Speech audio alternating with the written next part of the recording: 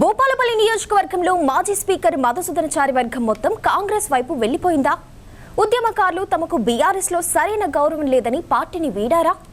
ఇన్ని రోజులు పార్టీని నమ్ముకున్న కార్యకర్తలు ఇప్పుడు పార్టీ మారడానికి కారణం ఏమిటి? What's the story?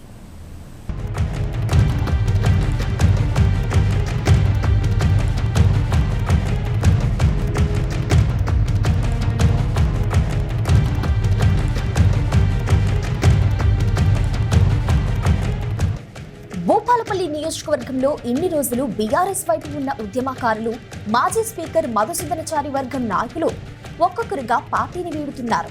పార్టీలో తమకు గౌరవం లేదని, మాజీ ఎమ్మెల్యే తీరు నచ్చకనే పార్టీని వీడుతున్నట్లు ఆరోపణలు చేస్తున్నారు. ఇన్ని రోజులు మధుసూదనాచారితో ఉన్న నాయకులంతా ఇప్పుడు కాంగ్రెస్ వైపు మళ్లుతున్నారు. పార్టీలో సరైన ప్రాధాన్యత లేకుండా అవమానాలకు గురి చేస్తున్నారనే విమర్శలు చేస్తూ కార్యకర్తలు పార్టీని వీడడం ఇప్పుడు బీఆర్ఎస్ లో చర్చనీయాంశంగా మారింది.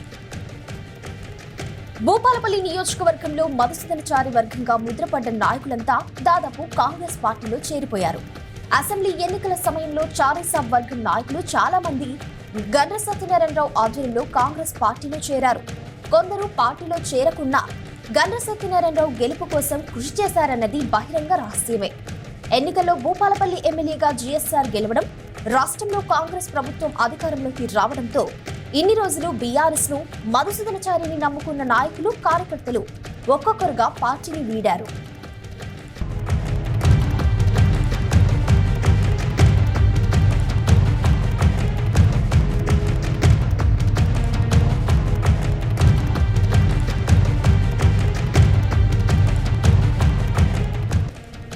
ఇన్ని రోజులు మధుసూదనాచారికి ప్రధాన అనుచరుడిగా ఉన్న కత్తి సంపత్ ఆదివారం గండ్ర సత్యనారాయణరావు ఆధ్వర్యంలో కాంగ్రెస్ పార్టీలో చేరారు.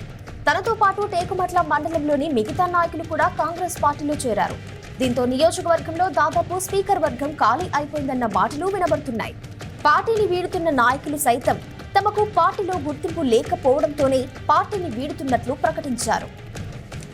మీరు భూపాలపల్లి నియోజకవర్గంలో మరి మదన్నకు విన్నట్టుగా మేము పనిచేసినాం.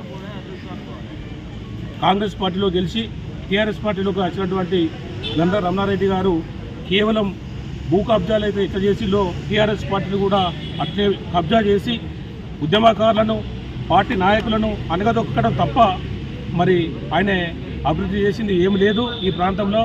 మరి మొన్న జరిగినటువంటి ఎలక్షన్లలో కూడా ఏ రోజు కూడా మరి ఉద్యమకారులను కానీ, పార్టీ నాయకులను కానీ, సీనియర్ నాయకులను కానీ దగ్గర తీసుకున్నటువంటి పాపన పోలేదు. కాబట్టే ఆయనను ప్రజలు చిత్తుగా ఓడించడం జరిగింది.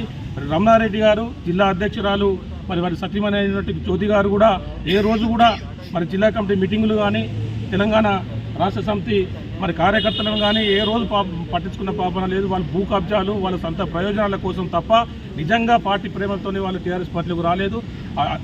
ఉద్యమకారులను, పార్టీ నాయకులను అనగదొక్కడానికే ఈ పార్టీలోకి వచ్చి ఈరోజు వాళ్ళు చిత్తుగా ఓడిపోవడం జరిగింది.